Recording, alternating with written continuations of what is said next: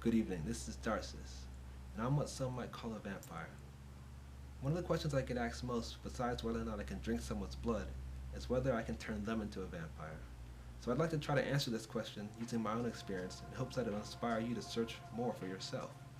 And if you truly desire to become a vampire, consider this an invitation.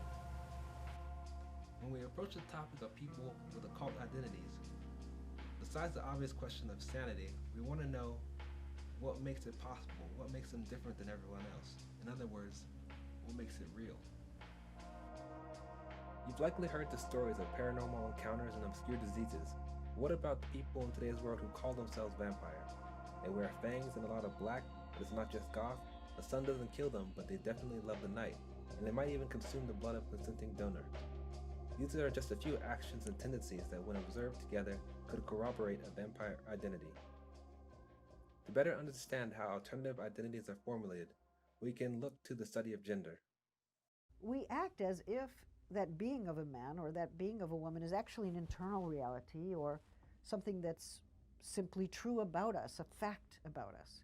Actually, it's a phenomenon that's being produced all the time and reproduced all the time.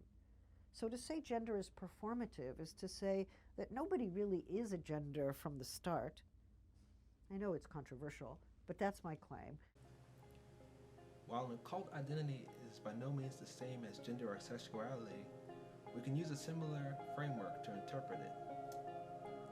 I would suggest that there are no concrete definitions of vampire, but rather an archetype that is consistently being reaffirmed and reimagined by society and popular culture. What may have been a vampire in late 1800s Romania may not have been what a vampire was in the 90s New York alternative scene. And what a vampire is at a comic convention may not be what a vampire is among a spiritual organization. Otherwise, the concept of vampire would be meaningless. What we know to be a vampire is really just a subject of consensus that shifts here and there. We can agree that vampires need to consume life force, but some say it's prana or psychic energy, others say it's blood. I would suggest that there's three planes of reality by which we can analyze vampires. The most obvious signifier of performance is that which we can perceive with our basic senses, all that exists within the material. Ask any child and they'll tell you what a vampire looks like. Put on a pair of acrylic fangs and colored contacts and you might even convince them. When we think of a person taking on the appearance of a vampire, it is often a Halloween costume or cosplay. Therefore, those in the community will refer to this performance as costume vampirism. The identity is so heavily dependent on what you wear that anyone with a credit card and shipping address can assume it. Although this may seem rather hollow, we shouldn't overlook the power of costumes to alter our emotional and psychological states. As we move from the material expression of vampirism into the mental, we enter into the sociocultural level. Here the identity is not demonstrated through objects, but performed through actions and the scene we create with other people.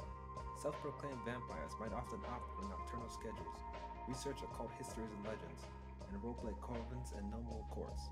In other words, the identity is manifested through the performance of culture or way of life. Even when socially isolated, the individual is displaying tendencies and preferences that emulate the vampire, such that we would call this lifestyle vampirism. This level requires a commitment of time as well as the privilege to perform one's habits, though they may deviate from the norm. The third level deals with spirituality. Beyond the appearance and culture of vampirism is the actual belief in one's true vampiric nature.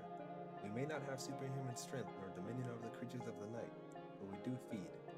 All people consume dense energy such as plant and animal matter for sustenance and breathe in oxygen, thus excreting carbon dioxide and waste material. There are, however, less dense forms of energy. Think creative inspiration, anger, and sexual energy. Though science cannot directly measure these phenomena, they can greatly affect our momentary thought and perception, and have long-term effects over our physical health. We seek to control these energies to better function in a lawful society, but vampires and other awakened beings take this a step further, possessing greater sensitivity to this energy and often a will to manipulate it to some intent. A performance of vampiric spirituality entails the consumption of the energy drawn from other people, and in some cases, their blood. Satisfactorily exploring this practice is not something we could accomplish in one evening, so I suggest you do your research. But I must warn you, though this may be a pathway to great discovery, it also carries greater risk. After hearing all this, it's okay if you're confused about whether or not you fit into the vampire identity. If those 3 levels work for you, then great. It's okay if you pick and choose. Maybe you're more into the fashion, maybe you're more into the energy work and spirituality. What matters is to know that everyone comes to this seeking different things, and vampirism can fulfill it all as long as we respect everyone's freedoms and we stay safe and don't harm anybody. And if vampirism isn't right for you, there are other occult practices to explore, such as witchcraft or shamanism, or maybe you don't need to identify with one at all. These identities are meant to aid us when we use them, and when they're no longer of service to them, we need to discard them. So I hope this has helped you to rethink what you know about modern vampirism, and maybe inspired you to seek some of your answers for yourself. I listed some resources below to give you a helping hand if need be. And thanks for stopping by. Thanks for spending this time with me. My name's Darcis. Until we meet again.